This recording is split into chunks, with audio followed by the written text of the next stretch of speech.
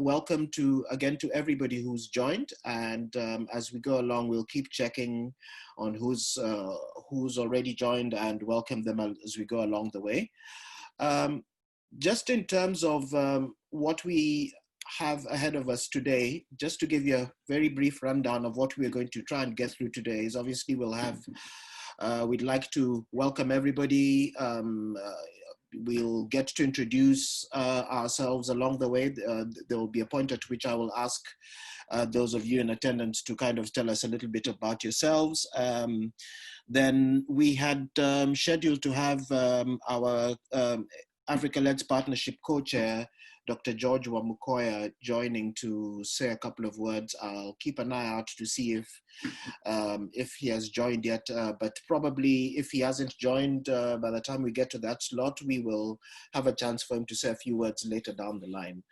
And then we will have a presentation by Andreas, who's with the AFOLU Working Group, who's going to go into a little more detail in terms of what we have in store, the plans that we have in mind, and then we will have a discussion after that to get some feedback from you as members, and then we'll do a Q&A session and kind of wrap up the session. So yeah, that's what we have in stock.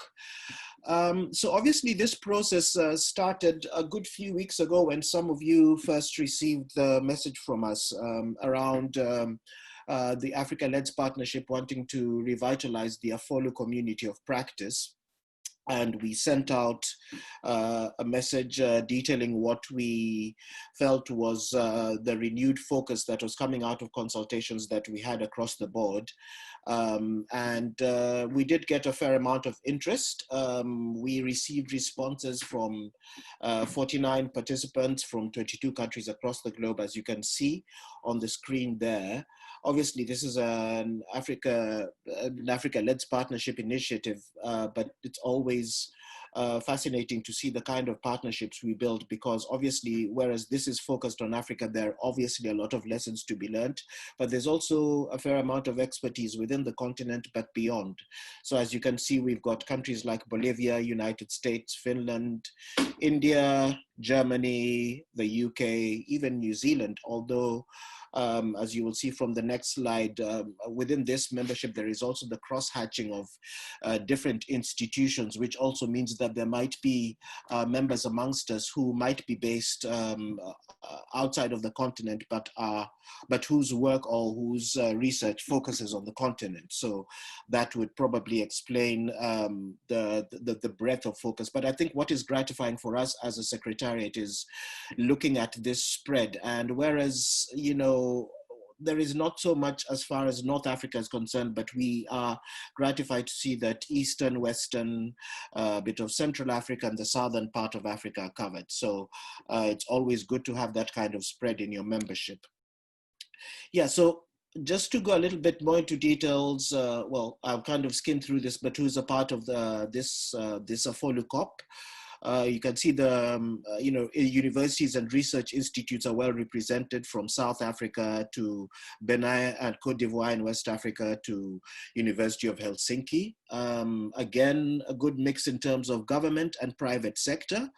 We've got ministries of fishery and livestock, environment, forestry and fishery. And private sector is also very, very important player for us in order for us to, have a well-rounded discussion and, push our agenda forward, having membership from these two, government and private sector. And last but certainly not least, NGOs, coalitions, development agencies are also quite well represented. Obviously, our funders, GIZ is there, the UNFCCC, the African Group of Negotiators, and several other very important networks that for us just make for a much more comprehensive and rounded membership. So from our side, definitely just from this preliminary scan of what we have what we've drawn in terms of a membership, we are quite excited, and we hope that it will make for a rich and engaging community of practice going forward. So at this point, very quickly before we go in, I am going to ask something very difficult of all of us, but I think at this point, having lived in this strange virtual world for the last few months, we are used to working in difficult circumstances. And just, of course, this is considering that time is of an essence and that there will be moments for greater engagement down the line.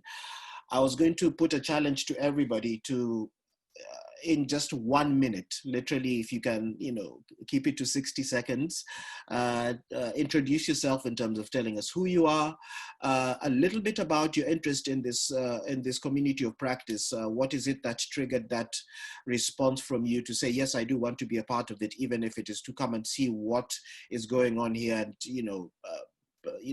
consolidate my decision later on whether this is for me or not.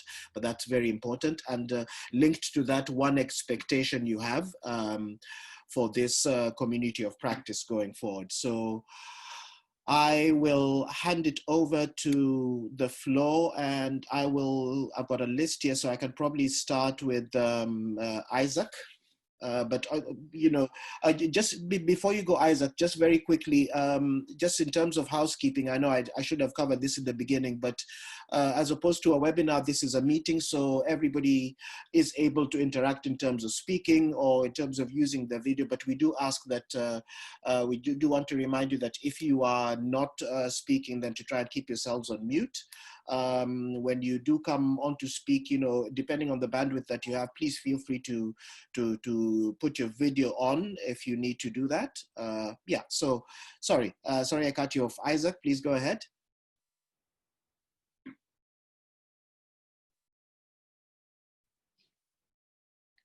I think you have to unmute.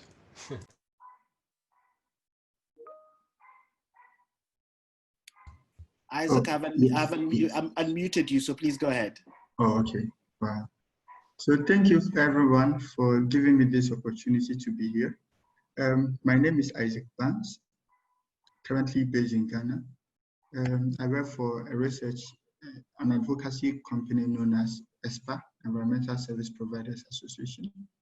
I'm currently working also on the UNESCO map project and seeking to investigate the alternative livelihood in adaptation in Bia River. Why did I join? I think my most interest was based on understanding the climate change impact on currently livelihood, looking at climate change and that of, looking at climate change and livestock. You realize that there are connections with making sure that if there's an impact to be made in climate change, we would expect every sector to come on board, including livestock and including bioforest. And so that was why it triggered me to join, especially looking at my background and my interest. Great, thank you very much, Isaac. I will move on to Kolawole.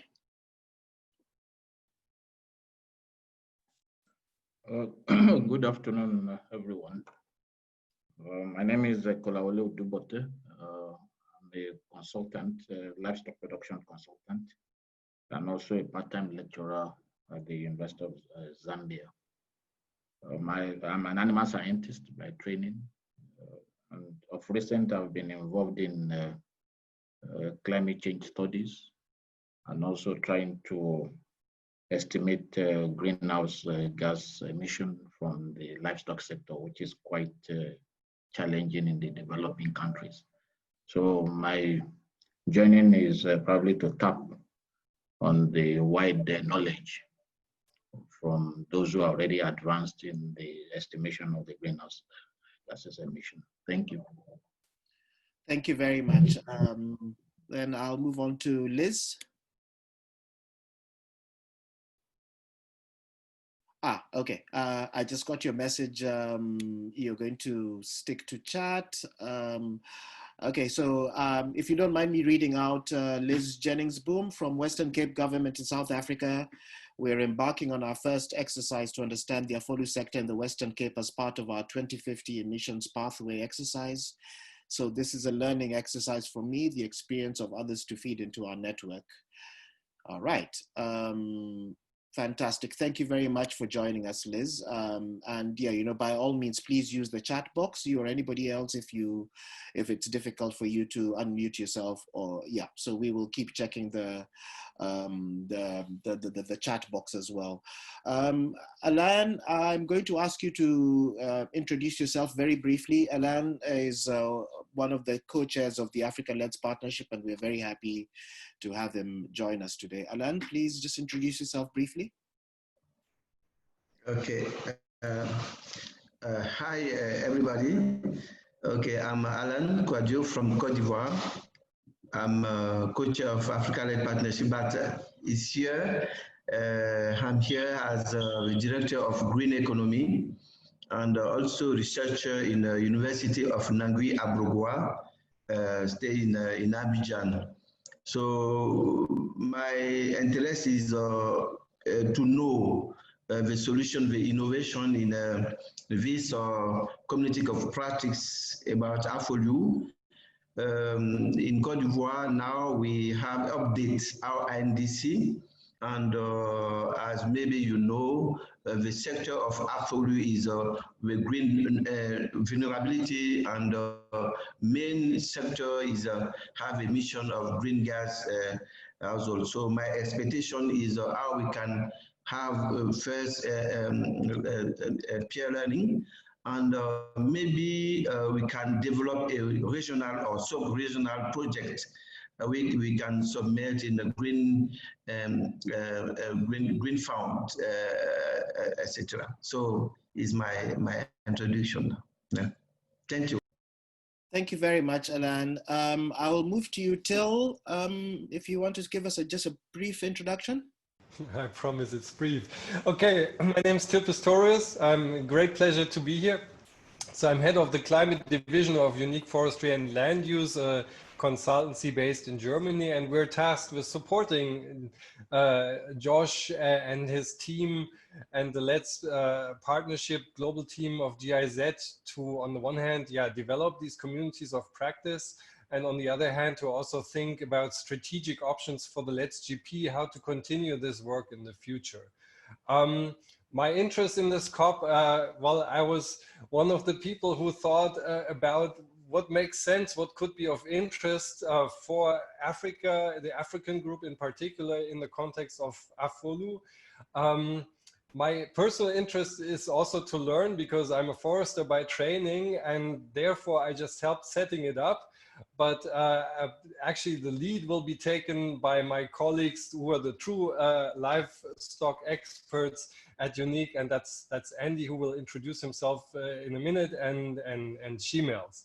My expectation is that through this community of practice, we help really translating best practices, scientific or robust science knowledge into scalable approaches that contribute to achieving the NDC targets. Because just as Alain has said, you know, the AFOLU sector in Africa, but also across the globe, is of such high relevance, not just for mitigation, but also for adaptation, livelihoods, and biodiversity. And only if we succeed in scaling and through sharing these best practices and addressing the bottlenecks, we can leverage the potentials the sector holds. And that's why we have chosen the livestock sector. And I close here. Thanks. Thank you very much, Till. And while you were speaking, I was very glad to see that two more people have joined. I see there's Julian Anderson and Hadija, and I'm going to put you on the spot immediately now that you've joined. Hadija, what we were doing is we were we've just been going through a round of introductions, a very quick 1 minute or less to tell us who you are, what your interest in this COP is in terms of your background, and just one quick expectation. So can I put you on the spot, Hadija, and ask you to introduce yourself?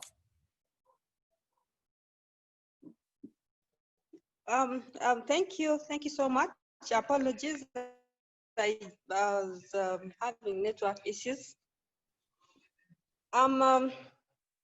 Yes, as Josh put it, I'm Hadija from Kampala, and I'm a lawyer by profession, who also teaches law, especially environmental and natural resource law courses I do research in different related fields, but I'm also passionate about engaging with the communities in ensuring that natural resources are governed and well managed collectively.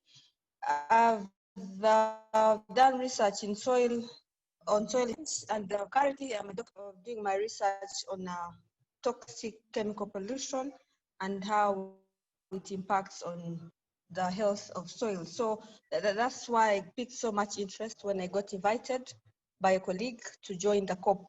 I thought it offers a big opportunity for us to contribute to our different communities in ensuring that the hunting environment is secured before it's too late. Thank you.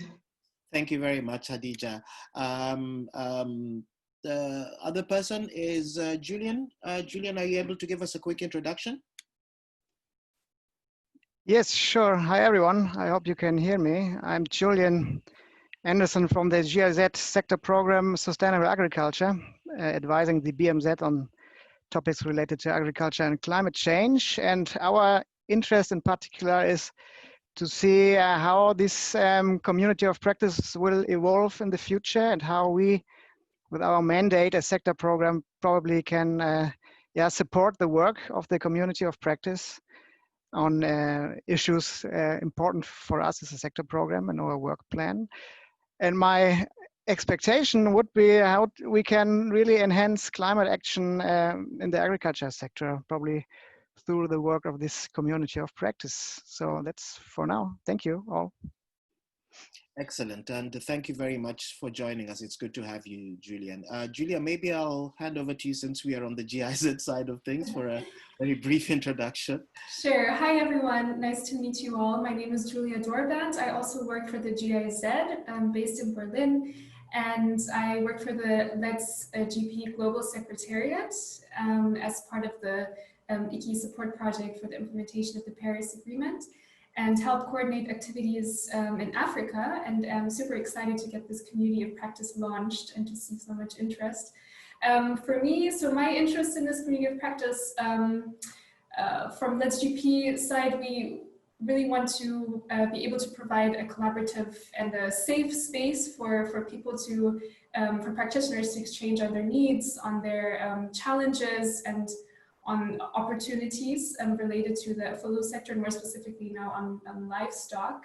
So we want to act as a knowledge broker, as a knowledge creator and knowledge sharer. And one expectation for the community of practice, we would love to see it be really a collaborative space to co-create solutions that are innovative, to pilot projects, and also to really share best practice solutions and efforts that are actionable. Thank you very much, Julia. Just one more person has joined, which is good. But in the meantime, I realized that I may have neglected to introduce myself properly at the beginning. My name is Josh Ogada, and I serve as the Africa-led Partnership Secretariat lead. The Secretariat is based in Cape Town, South Africa, and we work out of an organization called South-South North.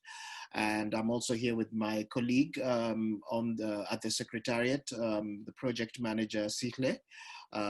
So yeah, it's very good to meet all of you. Though we have one more person who joined. Dikok, are you able to give us a very quick introduction to yourself? Literally 1 minute to tell us who you are, your interests, and one expectation.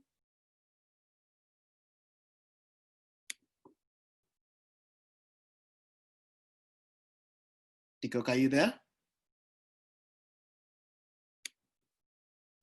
Okay, they're probably having issues with connectivity at the moment, so we'll go right ahead. There will be opportunity down the line for us to speak to everybody again.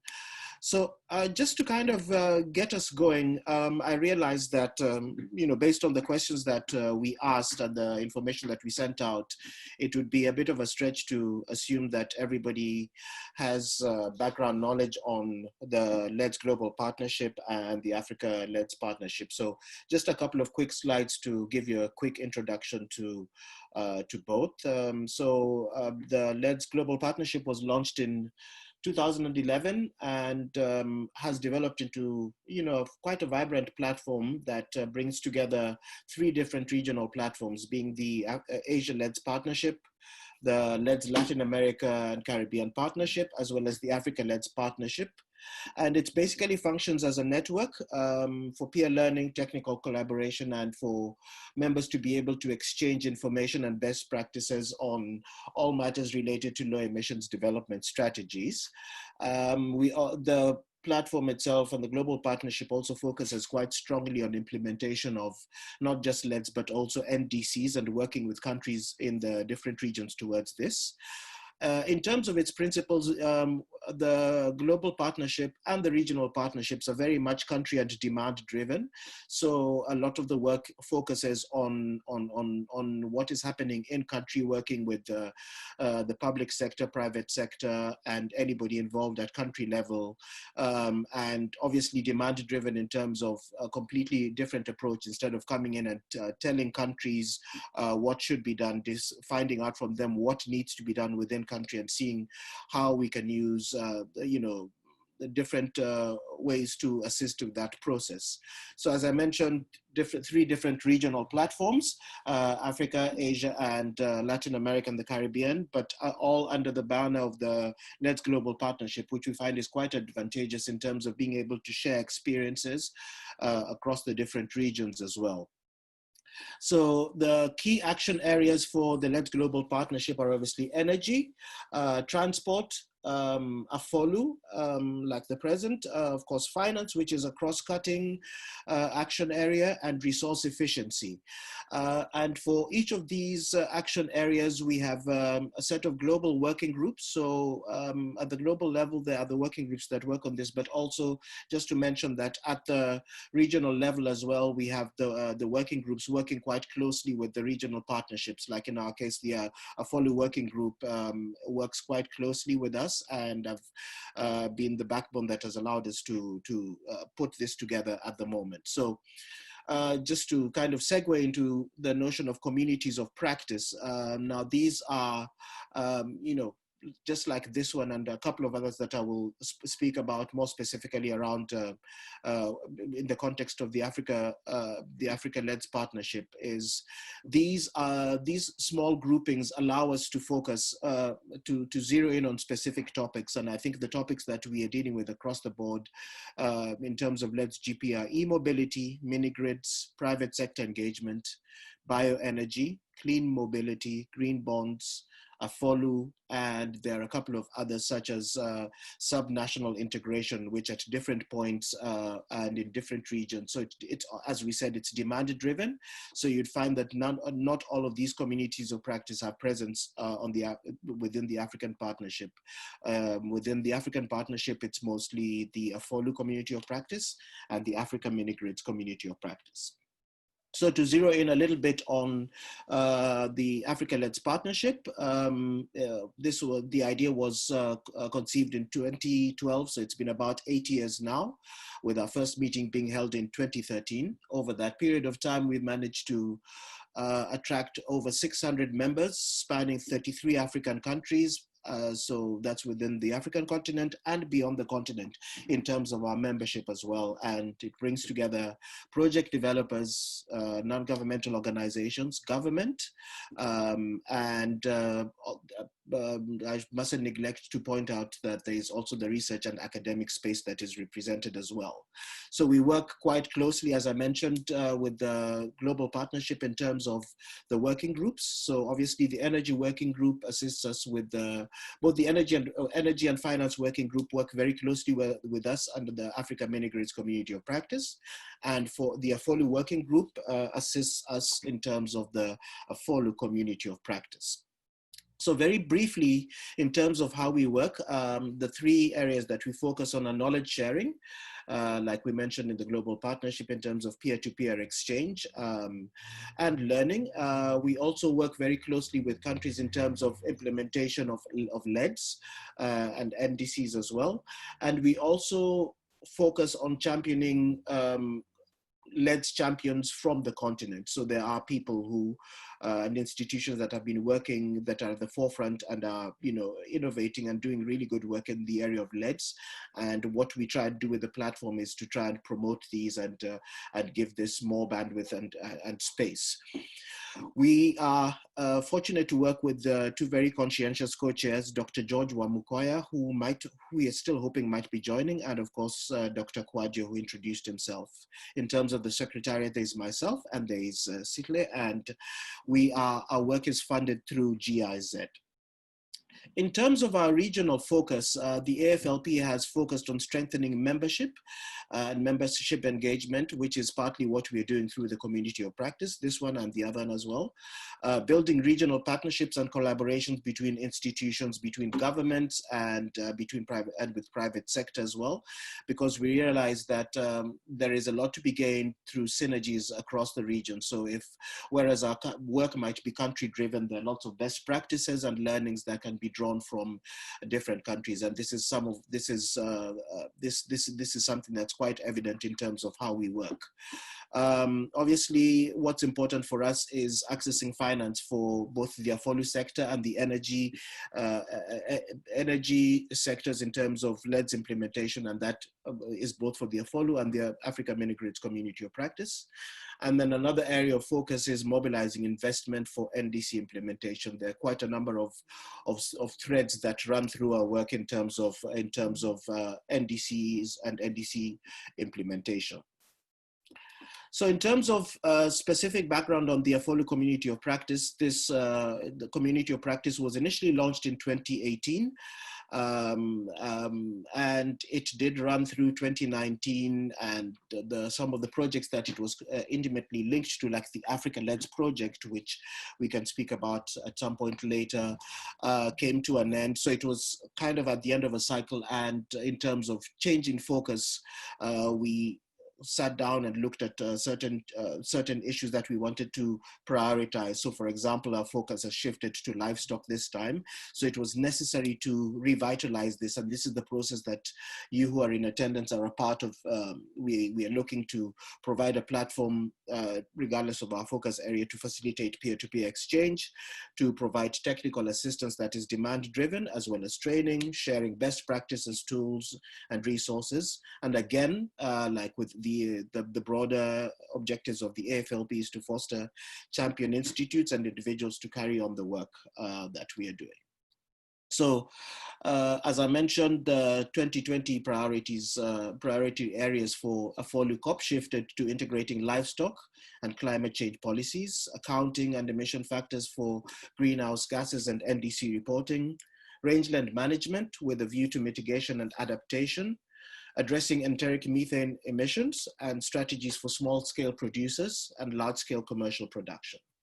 And within these, we zeroed in on two work streams for the AFOLU COP. So across all of those areas, we would focus on policies and governance, and the second stream would focus a bit more on technical challenges and implementation. This information is part of the information pack that was sent to all of you, and I'm sure that there might be a couple of questions around this, but we hope that we are able to discuss that in the course of this initial meeting that we are having. So at this point, I would like us to look at who is behind the AFOLU Working Group, and I think it probably might be a good time for me to pass the baton to Andy, who is part of the AFOLU Working Group, to talk us through that and to segue into his part of the presentation. I'll stop sharing on my side. Andy, if you can take over. I will try my best. Okay. You know, with these new technologies, but before lockdown, I was even going to give up my mobile phone and go back to the landline. Yeah, if you can't get me on my landline at home, it means I'm out and I'm doing something. That was what I was thinking. But now I'm getting sucked into technology again. Let me know if you can see anything. We can see your desktop now and the presentation. You can see the presentation? Perfect. Yes. Excellent, great, things are working. So, thank you very much, Josh. My name's Andreas Wilkes. Working together with Till, who already introduced himself earlier. We work with Unique Forestry and Land Use. I'll just give a brief introduction on who we are and our role in the community of practice. So, Unique is an international consulting firm based in Freiburg in Germany, although I myself am based in the United Kingdom. And we work on forest management, agriculture and agricultural value chains.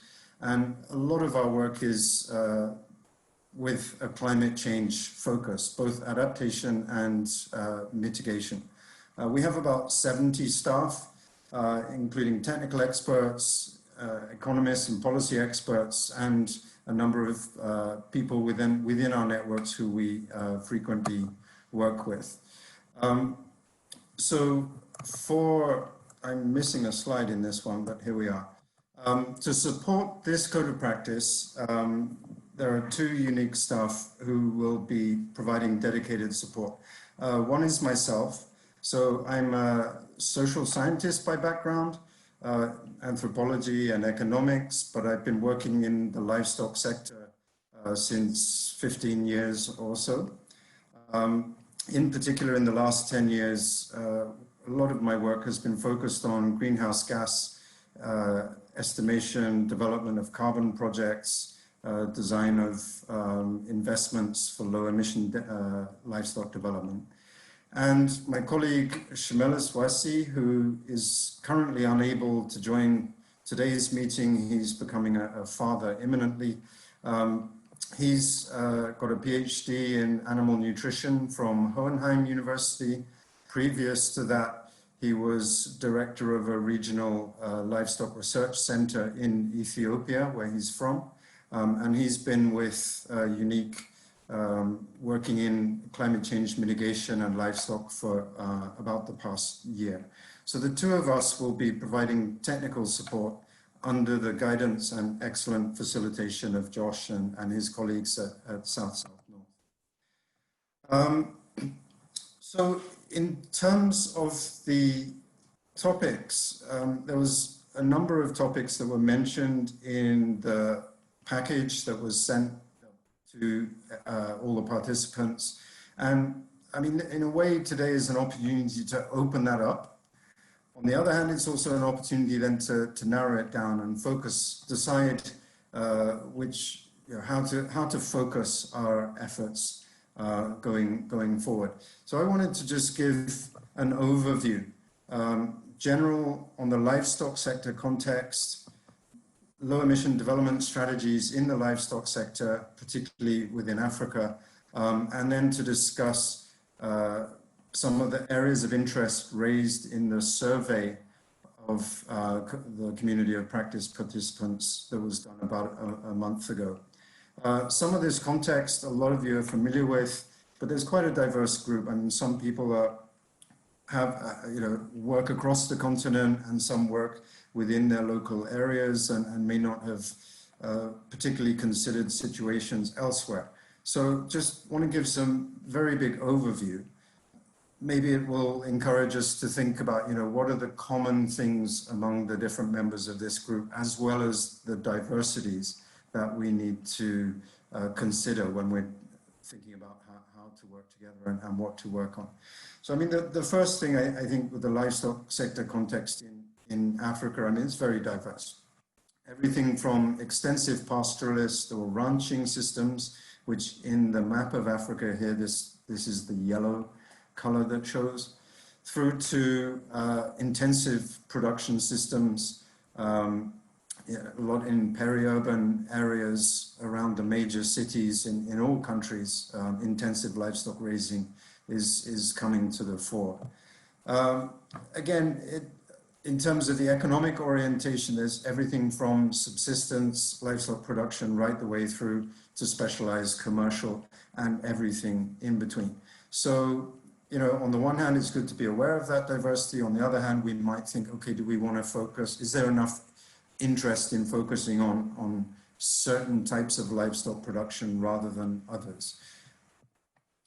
The importance of the sector, well, you're all here in this meeting, so it's important in one way or another to you. And just show you some headline figures. In different countries, livestock is between 20 and 50% of agricultural GDP in Africa. The value of milk, meat, and egg production on average is about 7%, and similarly, a similar contribution to animal food product availability. That's a continent-wide average.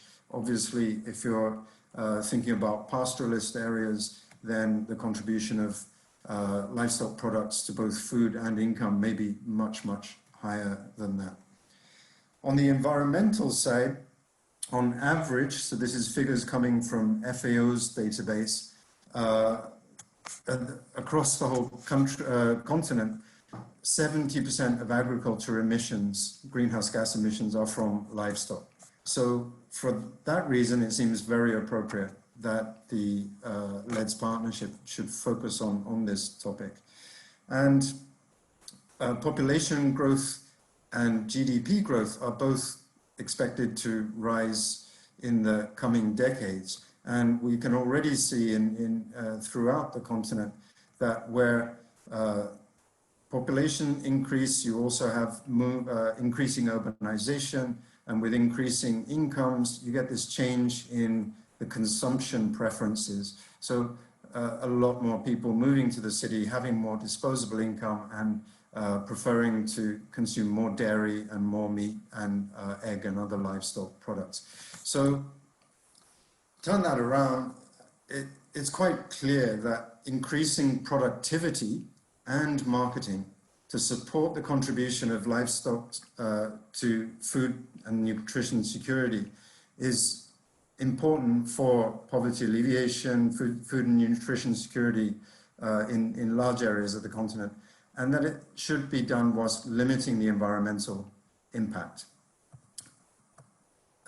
Just come back to this. This is very much the framing that came through the questionnaire survey that many of you responded to, that poverty alleviation, food and security, nutrition are priorities within which we then look at how to ameliorate the environmental impacts of livestock production. Our colleague from Côte d'Ivoire, if I remember, or perhaps Ghana, had mentioned a strong interest in the climate change impacts. Agriculture as a whole is very vulnerable to climate change. This map here comes from a study where they modeled the projected impacts of climate change on rangeland productivity. And you can see it's a very mixed picture. The darker brown colors are areas where rangeland productivity is expected to decrease in the coming decades, whereas the blue areas may experience a gain in productivity. So it's mixed impacts. There's high uncertainties in a lot of these estimates. And what we do know for sure is that climate variability is a constant issue, particularly affecting rangeland-based production systems. And so increasing the resilience of livestock production systems has to go hand in hand with addressing the greenhouse gas emissions. And that's shown quite clearly by experiences of the impacts of COVID. You know, it's not a climate shock, it's another kind of a shock.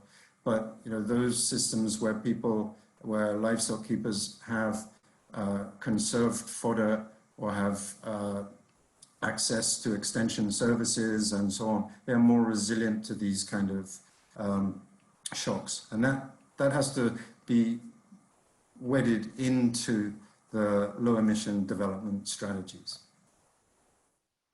Another aspect of the productivity of the livestock sector context is around productivity. So this is again FAO data. If you look at the green line here, this is the carcass yield of cattle. It's been rising the numbers at the bottom should be years from 1990 until 1996, until 2016 or so. So in the throughout the 2000s, average productivity as estimated by FAO has been increasing, and it's slightly leveled off in recent years. We don't know how accurate these data are. It's based on a compilation of a lot of official sources plus some manipulation by FAO. But the other aspect of this is as productivity increases, the greenhouse gas emission intensity, so kilograms of CO2 per kilogram of meat, goes down. And this is reflected in the blue line in here. And it's shown not only at these continental levels, but even more strongly in local level studies and in the greenhouse gas inventories of certain countries where they have slightly tier 2 more advanced inventories.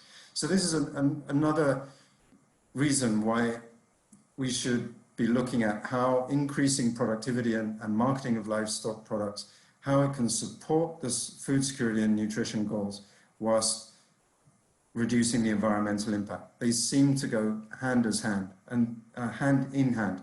And the animal scientists among you will quickly realize that this is because of what's known as the dilution of maintenance effect, where more of the feed energy gets allocated to growth or milk production than to the maintenance energy.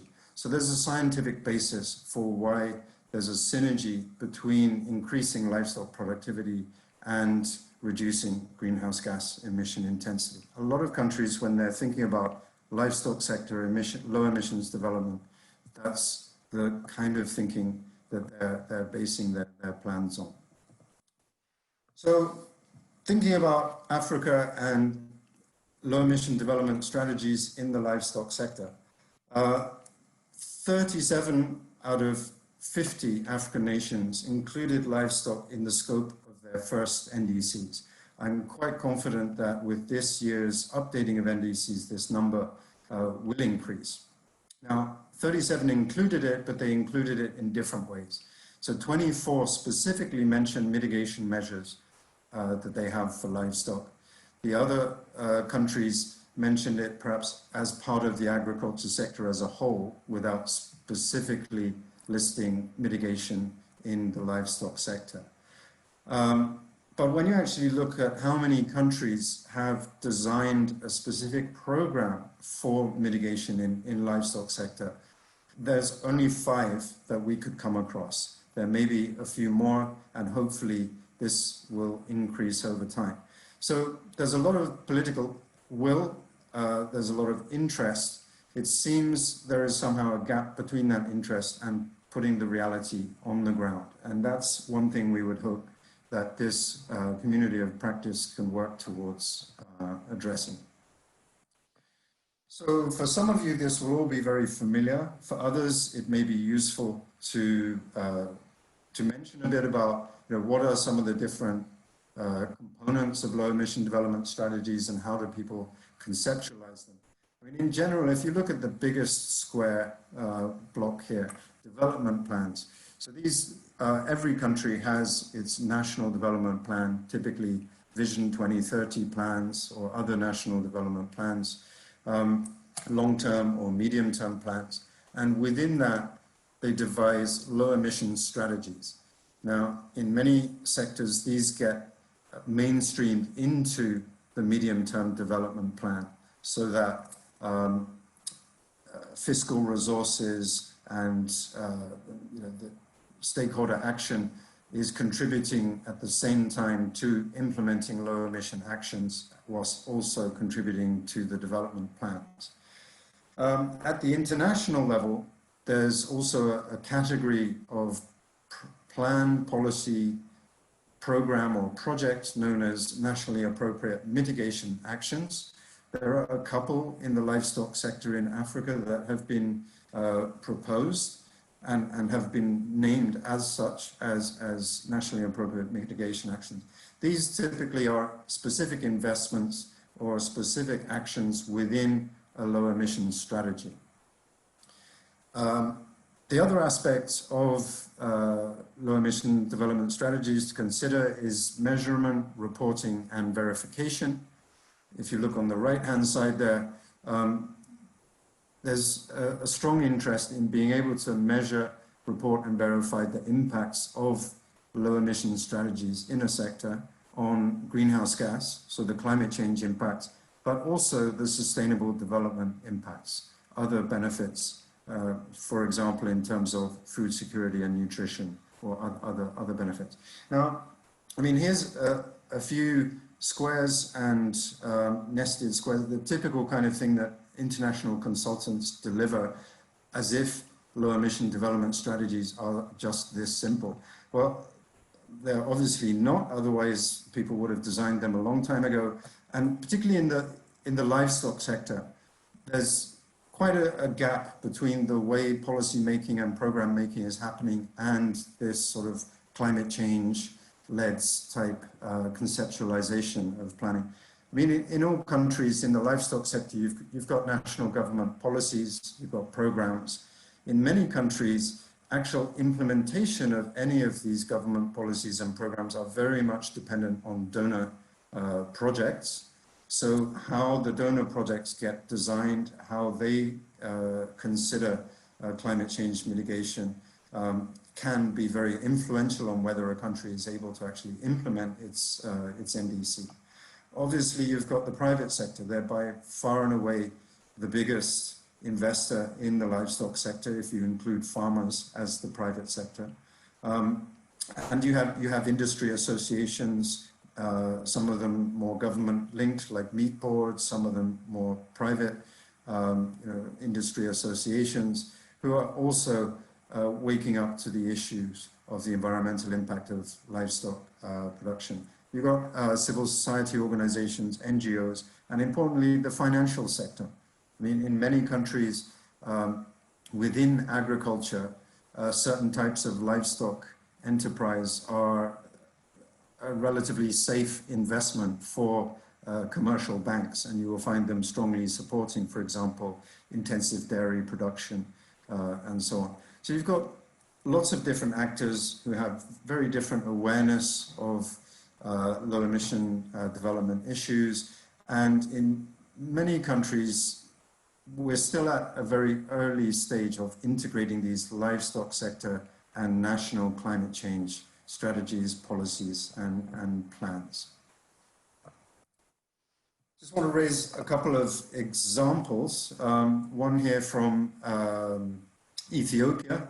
I mean, Ethiopia is recognized among the climate change community as one of the front runners with their climate resilient green economy strategy, which they issued back in 2011.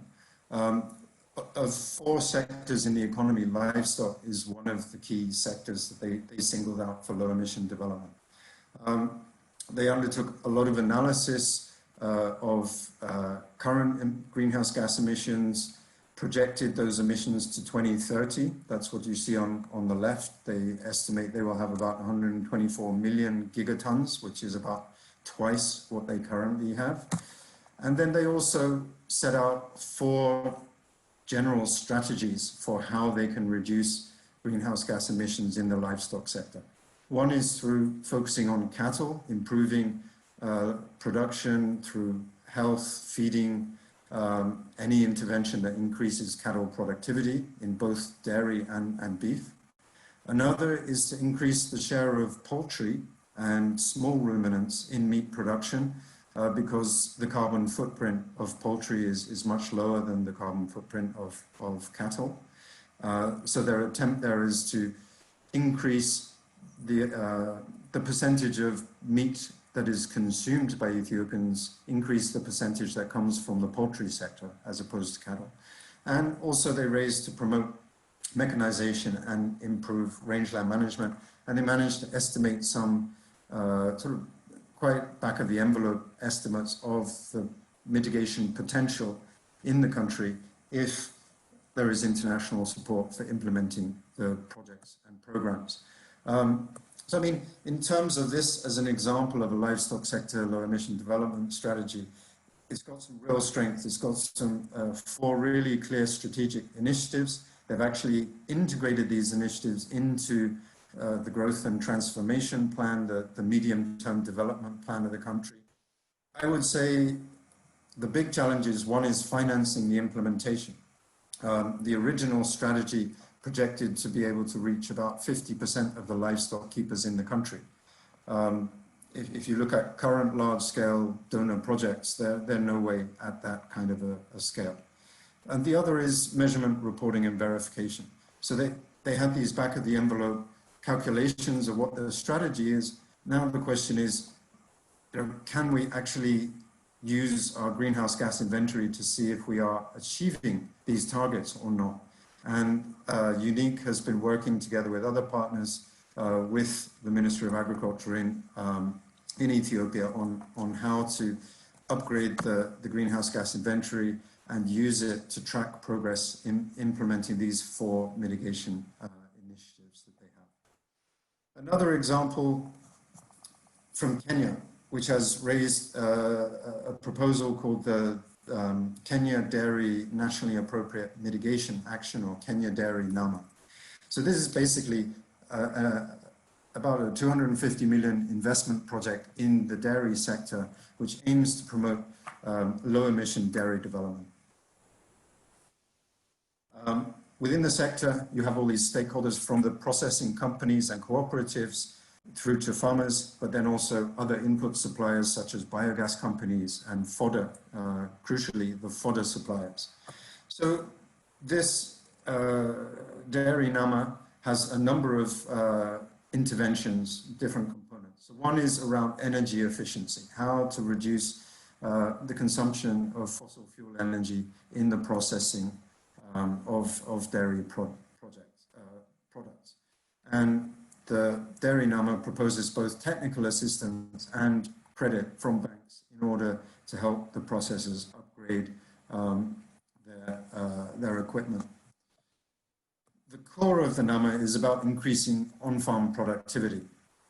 And as opposed to typical projects which run for a 4-year time cycle, spend all their money and then finish, this dairy NAMA proposes to explore ways how they can get the processors to invest in extension services to cooperatives and farmers. And so that the farmers and cooperatives can actually uptake some of the technologies recommended. Again, a link with credit lines from banks and technical assistance to the banks so that they can design credit lines more appropriate to farmers' needs. A couple of other components. One is about increasing commercial fodder production, another about increasing the adoption of biogas. So is at a different scale. I think it targets about 15% of dairy producers in Kenya. It's not nationwide, it's not sector-wide. It's got specific measures. They've been costed. We know that they are financially viable. And this has been well aligned with national climate change and livestock policies in the country. The concept note for this was drafted around 2017, but to date, this has still not been implemented. And that points to what the key challenges are, in this case, financing and coordinating with the donors. A number of donors, IFAD, the World Bank, they've been very interested in taking this on. The question is how to get it into their project pipeline so that it can proceed in a coordinated fashion. So a couple of examples there of how low emission development strategies at different levels in the country in the continent have been proposed. And there are strengths and challenges associated with both of those examples. So in the survey, this is coming back to the survey that many of you responded to about a month ago. There was a question asking what you see as the major challenges. And we sort of generally grouped them. It comes out mostly in 3 different groups. One set of challenges is around defining what are the low emission development strategies and policies that can be implemented. How do we come up with a policy and a strategy? In particular, how do we align a low emission livestock development strategy with the existing policies and strategies in the livestock sector. One of the challenges there is related to levels of awareness and capacities within the sector are not all at the same level. So there were a lot of people responding to the survey who said sort of defining the policies and strategies is a key aspect to be considered with. The other large group, which had the biggest number, so 12 out of the 20 or so, 25 or so responses, was around policy implementation was seen as the major challenge. So it may be that a country knows very well what it needs to do. It needs to increase productivity. It needs to roll out adoption of certain technologies or put in place certain institutional arrangements. But a number of challenges were mentioned around policy implementation. Several were about coordination between stakeholders within government, between government and civil society and the private sector, with donors and so on. A lot of comments were raised around financing implementation and capacities for delivery. Issues around extension services and so on were also raised. And another set of feedback was around measurement, reporting and verification. People asking, where can we get the data to estimate greenhouse gases? How can we improve our greenhouse gas inventories, or how can we put in place more unified MRV systems that include not only inventories but also the other international requirements, compiling national communications, compiling biennial update reports, monitoring progress at the level of policies or projects, and so on and so forth. So these are three big areas that were seen as challenges in that survey. And so what we did, we grouped these along the two streams of work. So the policy and governance work stream of this community of practice and the technical work stream of the community of practice. And we envisaged that to get where we all hope everyone can get to, we need to go through at least four, or address four issues. So the first is understanding the context. Then we move on to, within that context, developing appropriate policies and measures. And then we have to work out how to deliver on the policies and measures. And we have to work out how to do the MRV, the measurement, reporting, and verification. So we took the specific challenges that all of you made, and we sort of entered them into this sort of a table. Around understanding the context, in some countries it's not immediately clear to all stakeholders what are the relevant policies, either in the livestock sector or the climate change sector. Often stakeholders in one sector know their own policies, but they're not familiar with what's coming from the other ministries. And mapping stakeholders and institutions. Often this has not been done at a very detailed level in the livestock sector. In some countries, there are quite vibrant climate smart agriculture forums where this kind of activity is possibly already being done. And a lot of people who registered interest in this community of practice, actually their work, they're not working in government, they're not solely working in research, they have a role in knowledge dissemination. So how to raise awareness, how to promote access to knowledge around these policies. And then there's a whole load of issues at a technical level that could be addressed around understanding the context. So accessing data on livestock production, data on climate change impacts, estimating the long-term trends in the livestock sector, and methods and capacities for this kind of sector analysis was raised by a couple of people as something they're interested in. And again, how do you train and how do you disseminate knowledge at a technical level around livestock sector and climate change issues? So these were some of the points that were raised in the survey, and we grouped them under issues related to understanding the context. In terms of developing policies, a lot of institutional, the policy and governance issues around policy integration and coordination, how to set policy targets, and several people raised the issue, well, how do you secure support? They didn't necessarily mention financing, so how do you get political support? How do you get buy-in from the sector stakeholders? These are all policy and governance issues around developing low emission development strategies. And again, a number of technical issues as well. I mean, how do you identify what are recommended adaptation measures, mitigation measures? How do you understand what the barriers to adoption are? Because the policies and measures should address the barriers to adoption. And then how do you project business as usual scenarios to 2030? And how do you estimate mitigation potential? Some of the technical aspects. And moving on to delivering the policies and measures, there are a number of different policy mechanisms. I mentioned the case of Kenya, where they're looking both at technical assistance and credit lines.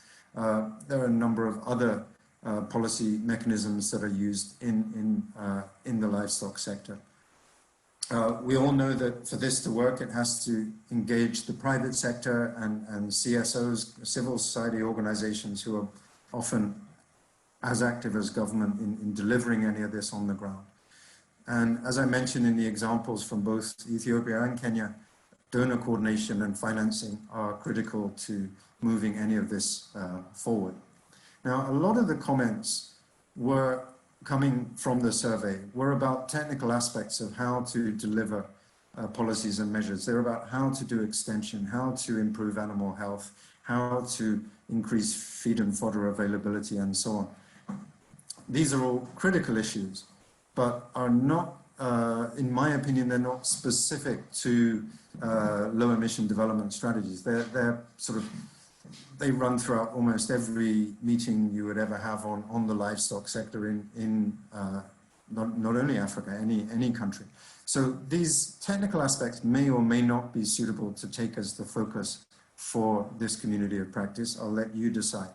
But just to highlight that the issues that would be discussed in there are not specific to, not necessarily specific to climate change linkage. Moving on to MRV, there are, I think, about 5 African countries that have tier 2 greenhouse gas inventories in the livestock sector.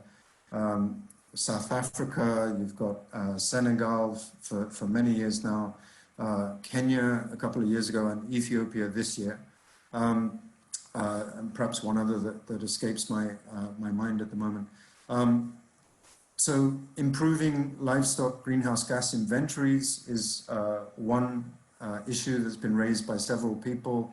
And in a way, it's a precondition for improving MRV of progress towards the nationally determined contributions. So that is a very important part of MRV.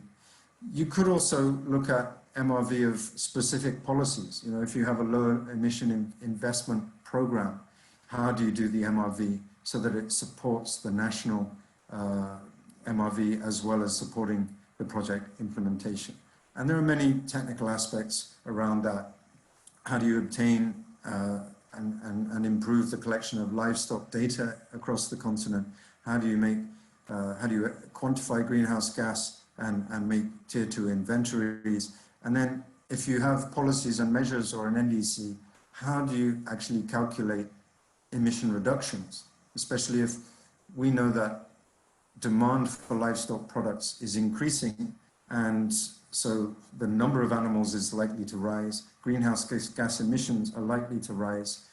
Well, if productivity is increasing, is there a way that we can estimate emission reductions due to the increase in productivity? These are a lot of issues that not only Africa, across the world in the livestock sector, these are really forefront issues for countries that are serious about addressing low emission development in the livestock sector. So, apologies that I've gone on and on and on, and Josh had said that we want to make this interactive. So, I mean, here are some questions that it may be useful to bear in mind as we open this up to discussion. First, getting to know each other. What are the specific topics that each of us is interested in? Why are we interested in that? If we're able to learn more or understand more about a specific topic, what can we do with that actually moves forward climate action? And also among us, who has experience to share? Josh didn't ask me what my expectation is, but my biggest expectation would be that at some point, instead of having someone from UNIC or South North or GIZ talking in a webinar, that we could actually have a webinar where one of you is sharing your experiences. For me, that would be a real mark of success. So whilst we're also, on the one hand, thinking about what do we want to get out of this, what can we contribute is also something really crucial to the success of a community of practice. We have our individual situations. We have people working for subnational government, national government. We have people working in donor agencies and in research, consultants. But collectively, how can we bring together our interests and identify some priorities of common interest for further exchange? And then how can we go about working together on them? How can we best address some of the different topics, and how can UNIC and South North as facilitators of this, how can we really support the learning and exchange among the groups? So I will leave it there and ask our colleague Mel if you would like to take over and help facilitate some of the discussion around these issues. Hello everyone, this is Mel.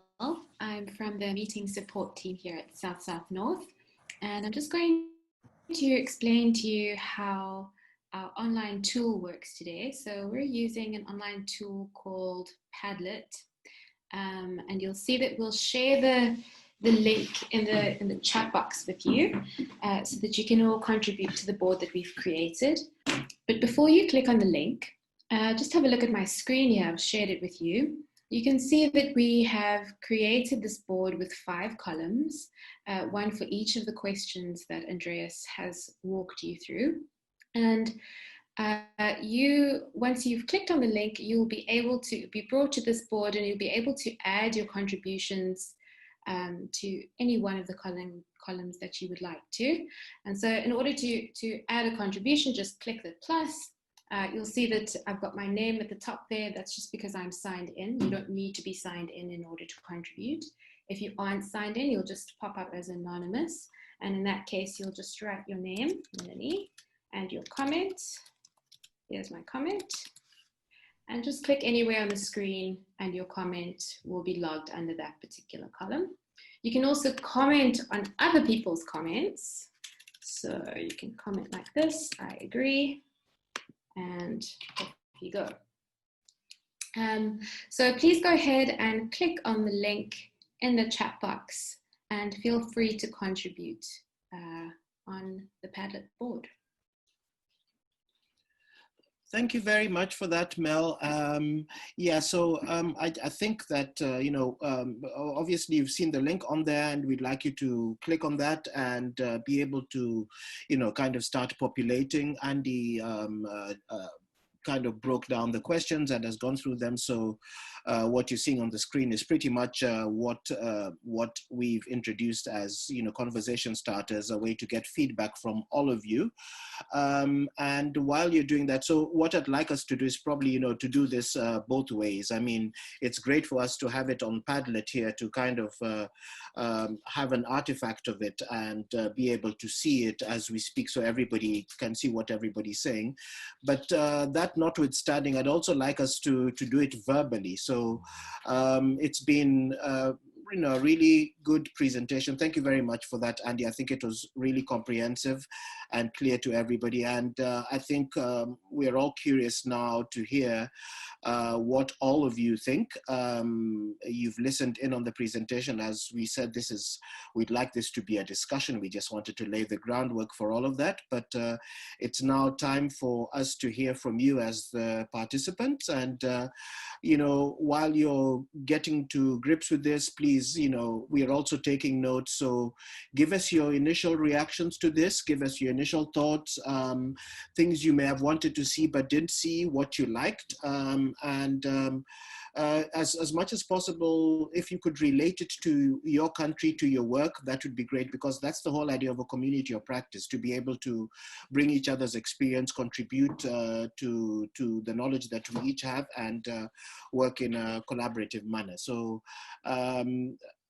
there is a real and imminent threat that I will call upon you, so you might want to avoid that and jump ahead and say something. But rest assured that silence will not last for long, because on my side, I will call on you and put you on the spot. So yeah, so with any initial reaction, this is a meeting, so all you need to do is just you know, unmute yourself and give us your thoughts, your feedback on this, on what we've been discussing so far.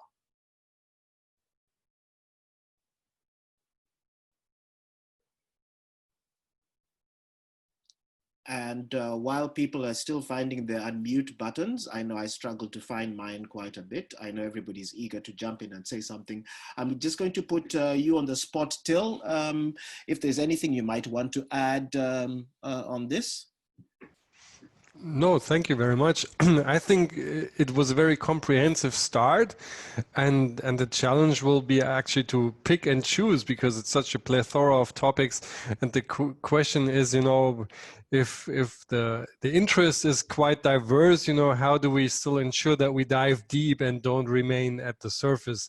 Because I think each of the topics in itself may have been worth a community of practice, but it's a good way to start and just to collect the interest. So I'm very curious now to see, and I hope that that those people that are taking part in this initial meeting also reflect of hopefully more interested participants in further meetings. So let's just see what this this Padlet exercise will bring, and if it gives us the guidance we need to agree on the next steps.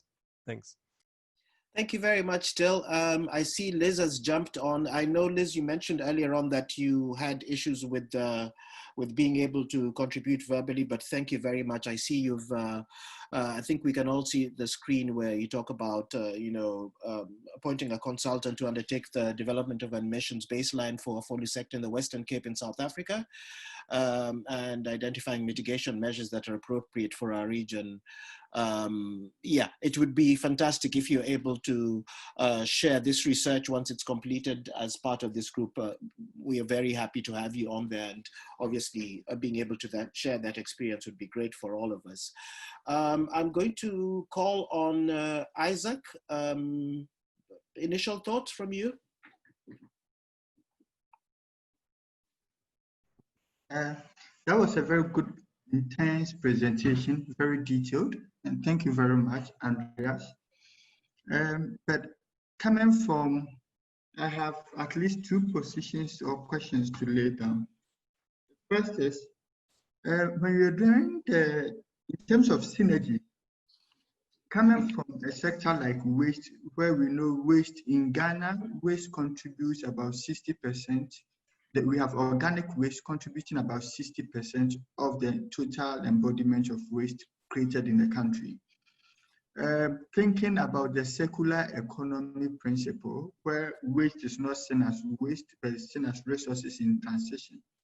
This waste, when value is added, we can convert it to, say, organic product, organic manure. And this organic manure is used into the or the crop farming, which serves as a primary production for livestock. It is a bit remote as in when you're looking at the value proposition, you realize that on one hand, we'll be able to reduce the waste from solid waste or say municipal waste, whilst at the other side, encourage livestock production. Have you thought about something like that? Thank you. Thank you very much, Isaac. Andy, do you want to address that while we're waiting for other people to, and then we'll move to somebody else? Sure, yeah. Thank you, Isaac. That's an excellent idea. I haven't heard very much. I know in research circles, a lot of people are looking at municipal waste and how to reuse it. But certainly in terms of producing organic fertilizer products using livestock waste, perhaps through composting and other processing. In Asia, this is big business. For farmers that have livestock in very densely populated areas, their problem is how to get rid of the waste. And value chains have developed on turning this into marketable products. And I know in Africa there are a number of companies doing this as well. So that's definitely something worth looking more into. The only caveat I would have is that in almost all situations, the total emissions from manure management is about 8 to 10% of the emissions from livestock. The vast majority of the emissions from livestock are from enteric fermentation. So whilst, yes, valorizing waste is an excellent thing, there are, in terms of the greenhouse gas target, there are some other options we need to look into as well. I hope that's an acceptable sort of balanced view on that topic. Thanks for that, Andy. I see that quite a number of people have jumped on here.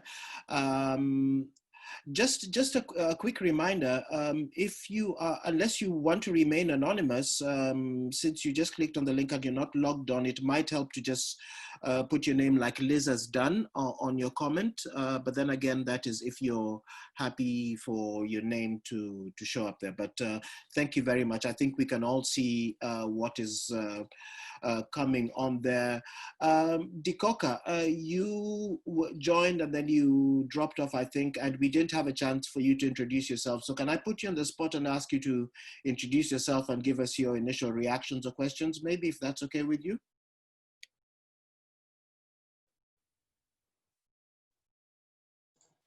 Hello, good afternoon. My name is Dikoka Chingambu. I work for the Ministry of Fisheries and Livestock in Zambia. I joined and then we lost power, so we're now back on. And yeah, that explains why I disappeared for a short while, but we're back now with the power. I think for now, let me try and digest. I missed quite a few things here and there. So for now, I think let me pass. Let me ask in a short while. No problem. No problem. Thank you so much, and I'm glad you're able to rejoin. We are also going through quite a few cycles of load shedding here in South Africa, so I can empathize with that. Hadija, I see you've put, you have a comment here. Do you want to speak to it, or are you happy with it as it is?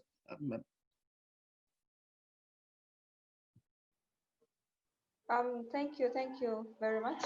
And thank you for the wonderful. Yes, speaking to that comment, I've actually learned quite a lot, and my interest would be to look deliberately into the policy, legal, regulatory aspects generally, and particularly for the Ugandan chapter, because I don't think much of these aspects, even as we submitted our NDCs many times, I will have to bring us up to speed on what is actually being done to ensure that these at par with our goal setting and actualization on the ground when it comes to livestock and the impacts its management has got on climate change aspects. So I'm excited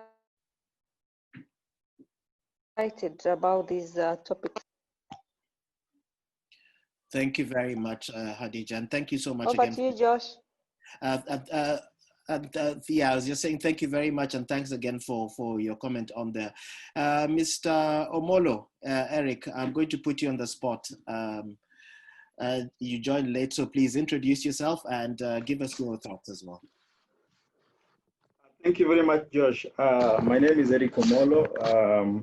I work with the African Group of Negotiators Expert Support, Agnes, for those who already know. We are based here in Nairobi.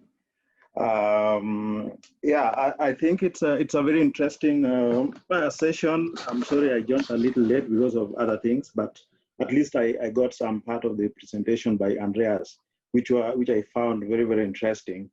And quite, you know, giving us quite a bigger picture of what is the situation with respect to livestock systems and things around that.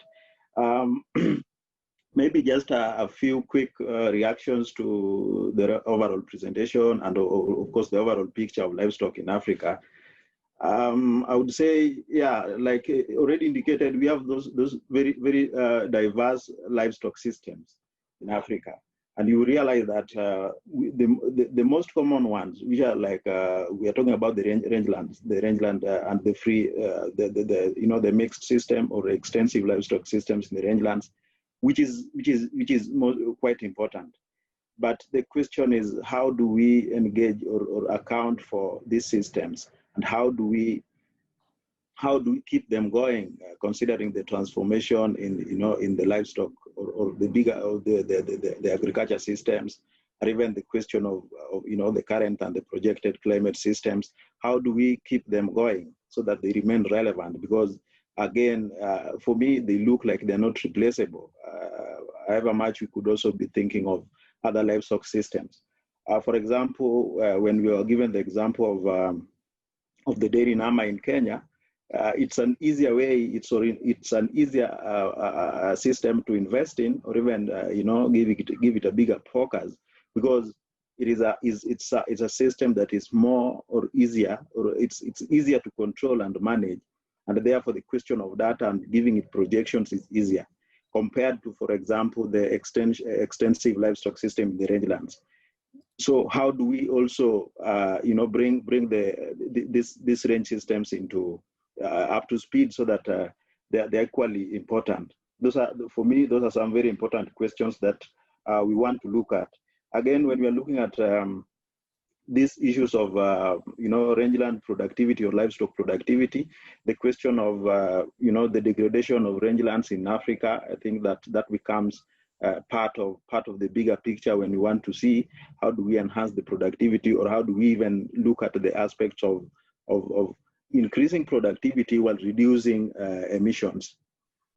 Balancing those elements becomes, for me, they're quite important. So in close relation to that, the question of data for informing, informing the actions, again, is very important.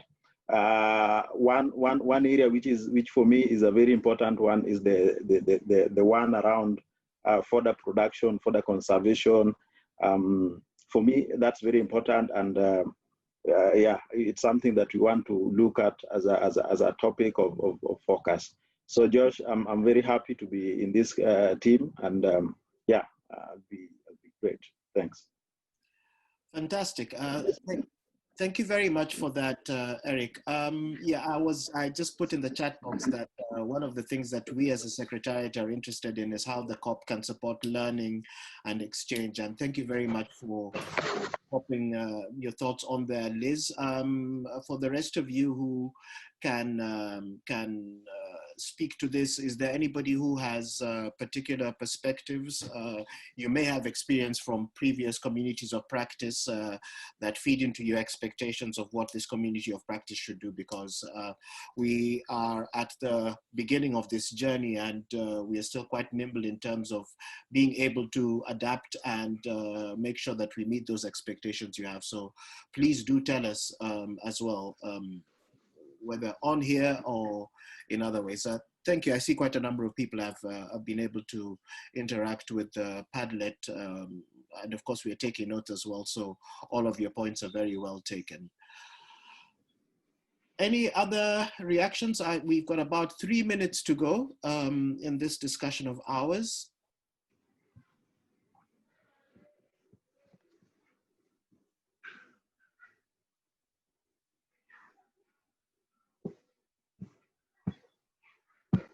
Okay. Okay, Josh. Yes. I have. I think this could be more of a general question. So, what's next after this? Okay. Thank you for that. No, I will answer that. We will combine to answer that shortly. I see Hadija had her hand up. Hadija, do you want to go ahead before we kind of move to next steps on this? Thank you, Josh. Just on the exchange learning, I think localities and the works we do, we'll take it up to do. Just a second, there's some background noise.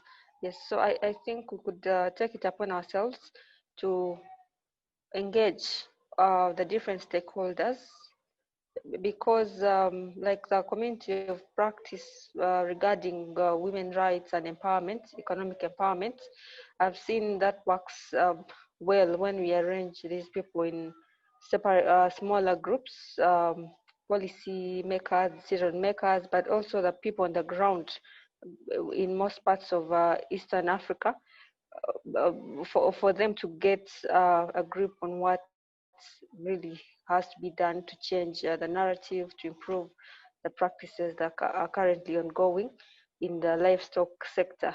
So I think there's a big opportunity as well for us to achieve a goal in that direction. Thank you.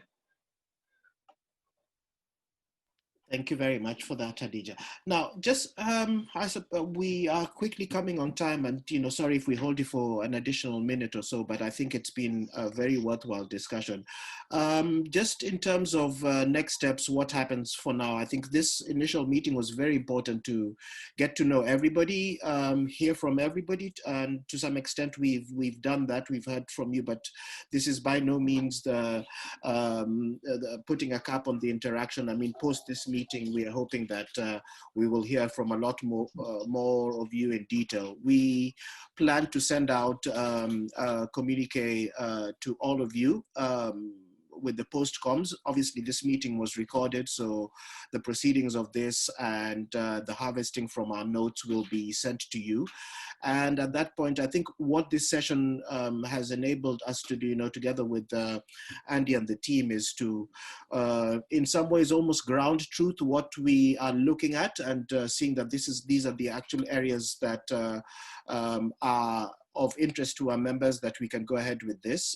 We have a clear work plan going forward in terms of how we want to deal with these different areas and address the topics, which we will be communicating with you very shortly after this initial meeting. So you can look forward to quite a bit of communication from our side in terms of what the next steps will be in terms of actions, what your involvement what we would like your involvement to be, and what the further engagements we will have around these topics, and how we have dealt with some of the feedback that we've received from you.